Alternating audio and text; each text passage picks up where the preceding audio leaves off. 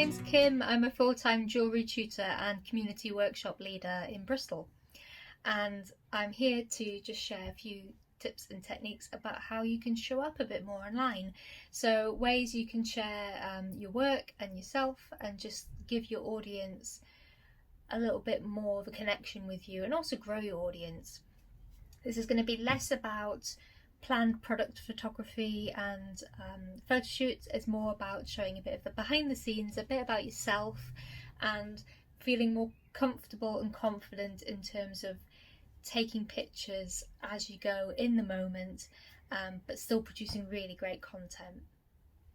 One of the reasons I've been asked to help share a few tips and techniques is because over these past couple of years I've been sharing more and more of myself online. And there's a few reasons for that, but one of the main reasons was 3 years ago or so, I converted this shed, which is in my garden, into a studio. It's big enough for up to 3 students at a time, but primarily it's for one-to-one tuition. And what I was finding initially was students were coming for one-to-one tuition and they were turning up with chaperones.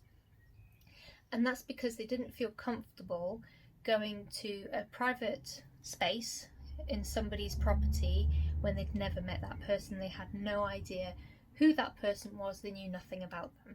So I decided at that point I needed to start sharing my face online a little bit more in the form of selfies and, you know, pictures of me at work and things like that, just to give people a clearer idea of who was going to be opening that door when they arrived. And I found it had an absolutely massive effect. So the first thing that I should say is I hate having my photo taken. I absolutely hate it. I've got a lot better now, but you know, this wasn't something that came naturally to me, because I know this is something that makes a lot of people's skin creep. They can't stand the idea of having to take a photo of themselves or share it or, you know, talk to camera. Oh my goodness. But like I say, it was just to share. It had such a huge impact, and I know through other people that I work with or who are friends of mine, but they come from similar backgrounds and they do similar things in terms of careers. I've encouraged them, nagged them to start putting themselves out there a little bit more. And again, initially they were resistant for the same reasons most people are, in terms of feeling uncomfortable about it and, you know, worried about what people will think. But they've reported back huge increases in engagement. They've reported back increases in people purchasing their work and generally their followers. So I do think it makes a massive difference, and it is something to consider. And even if you never use these skills and share them online, I think it's a good thing just to have a try, dip your toe in the water and get a feel for it, because the more you do it, the more comfortable you'll start to feel with it. We're primarily going to be looking at really accessible ways that you can get yourself out there a little bit more and share a bit more about your work and about you and help build connections with people. One of the other reasons I think it's really important is a few years ago I was part of a big collaboration and presentation at the City Museum in Bristol, and it was part of the Women's Hour Craft Prize. And I was told when we went to the training day that all the makers and artists involved, they were putting like with like for the training. So in theory, when I went to the training day, I should have been in a room of my peers, other local people working in similar areas to me or with similar backgrounds. When I turned up that day, there was a table full of people and I didn't recognise a single face, which I was just generally surprised at, because Bristol is quite a small city. Similar to the Teesside area, if people are working in the creative industries and creative areas, generally speaking, you'll maybe know their names or you'll come across them at some point. So it was a real surprise not to know who anybody was. And it was even more of a surprise that everybody seemed to know who I was, because, as I say, I sort of share my face and my name online.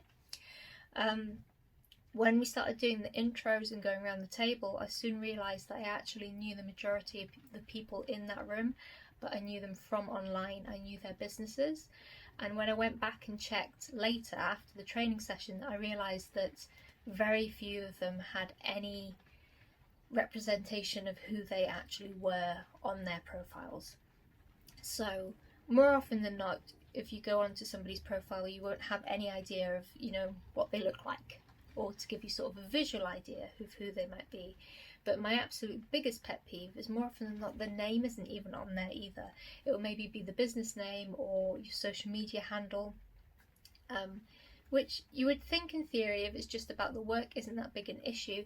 But where it becomes a bit of a pet peeve for me and makes me feel uncomfortable is quite often I'm getting emails or DMs from people, and they're asking to interact with me in some way, so either to have a conversation or they want to meet up to discuss a project, whatever it may be, and there's absolutely nothing on their profiles that gives me any idea about who they are, who I'm going to meet, who I'm talking to, what their name is. So, you know, when I'm referring to them, I'm having to use the social media handle, and it acts as a barrier. I understand that not everybody wants to put themselves out there, or if it's a collab or something like that, then there might be multiple people involved, and then the business or the work is front and center.